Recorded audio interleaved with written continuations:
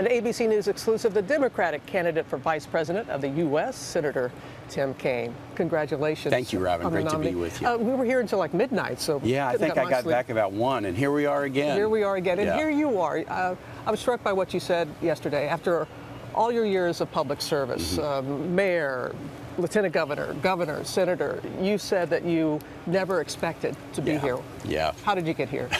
Well, my mom and dad are here, and they're still stunned that they got somebody in politics in the family. My dad ran an iron worker shop in the stockyards of Kansas City and grew up, and we were interested in church, the Kansas City Royals, Kansas City Chiefs, and what was going on at school. We didn't ever talk about politics, but my parents' strong faith background made me a real believer in helping others, and I guess that was after 17 years of civil rights practice in Richmond. That kind of, just was my path into politics, and that was 22 years ago. So I've been at all these levels. I can't keep a job. I just keep, keep switching titles, but I really, really have enjoyed it. It's a great way to serve, and I've met just spectacular people along the way. You had a lot to say last night on that stage. I had a lot to say. You acknowledged Bernie Sanders. Yep. And what is it going to take? Because there are still his supporters who are having a very difficult time, a lot of protests and that. So how are you able to, and Secretary Clinton, be able to reach out to them? Robin, I have a kind of a perspective on this because I was a big Obama guy in 08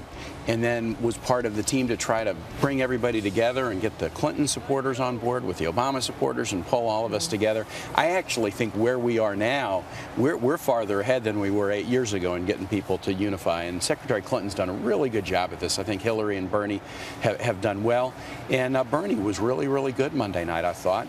And look, the Bernie supporters I know, and and Bernie Sanders, they understand who Hillary is, and they understand that Donald Trump is a threat to everything that they care about.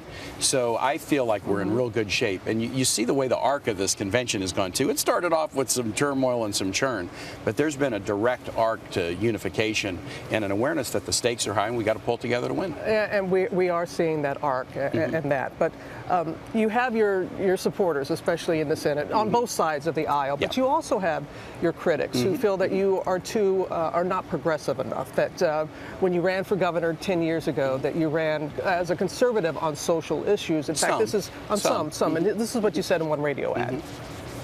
I'm against same-sex marriage. I'm conservative on personal responsibility, character, family, and the sanctity of life. These are my values, and that's what I believe. Do you see yourself as conservative on some social issues? On marriage equality, I got to tell you, I was, in my first year as governor, my legislature decided to put one of those same-sex, marriages between a man and woman issues on the ballot. And the more I listened to the reason they wanted to do it, the more I realized I can't be with those guys because they're doing it to try to make the state a hostile place for people that I care about. And so I campaigned against the marriage amendment in 06, and I've really been over on the side of, wait a minute, we just can't discriminate against people. I'm a progressive in the South, and that may be different than being a progressive in Vermont or a progressive in Oregon.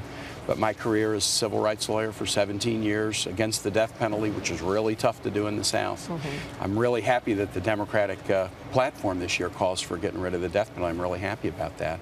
But I think what Hillary said when she called and asked me if I would be her running mate is she said, look, you're a progressive, but you're a practical one. You want to get things done, and that's what appeals to her.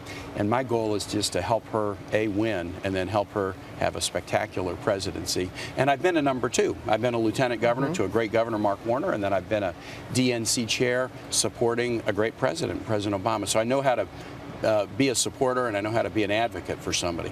And to help her with Donald Trump. You're not shy about it. No, not at all. I mean, early on in your speech, and can we just show a little bit of the impersonation that you did of Donald Trump? My horrible impersonation. Here we go. He's got a way of saying the same 2 words every time he makes his biggest, hugest promises. Believe me. It's going to be great. Believe me. We're going to build a wall and make Mexico pay for it. Believe me.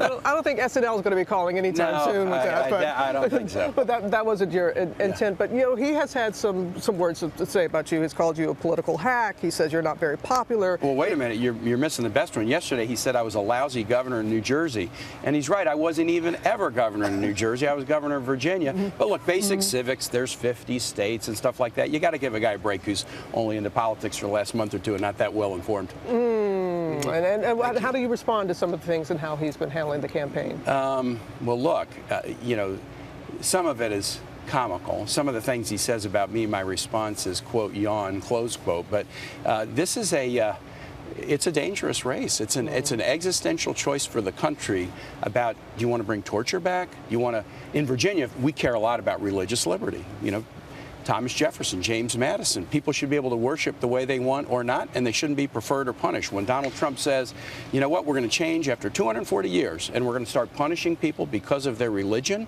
and if it's Mormons this week, if it's Muslims this week, it could be Mormons next week. We got to fight to beat them. And your religion is very important to you. How has your Catholic faith, how has that affected you as a politician? Well, my mom and dad are here. You know, they're 81 years old, and they just kind of brought us up in a real traditional, you know, love God, love your neighbor as yourself. Not too complicated. But I took a year off in the middle of law school to work with Jesuit missionaries in Honduras. And I just met the heroes of the world, both the Jesuits I worked with and the students in this little vocational school that I helped run and their parents. And they taught me about faith in action and faith as a solace against the slings and arrows of life that we all experience. As you said last night, faith, family, and work. That faith, was, family, you know, it's funny. Those were the values of the Pueblo where I worked, faith, family, and work. And those are American values. I see them all over this country, but the Latino population in Honduras and our new American population today, they live out faith, familia, y trabajo every day. And it's something that I take a lot of inspiration from. Muchas gracias. De nada, de nada. Ciao. Thank you. Okay. Thank you, Senator. Welcome to GMA, Senator. Thank you, Robert.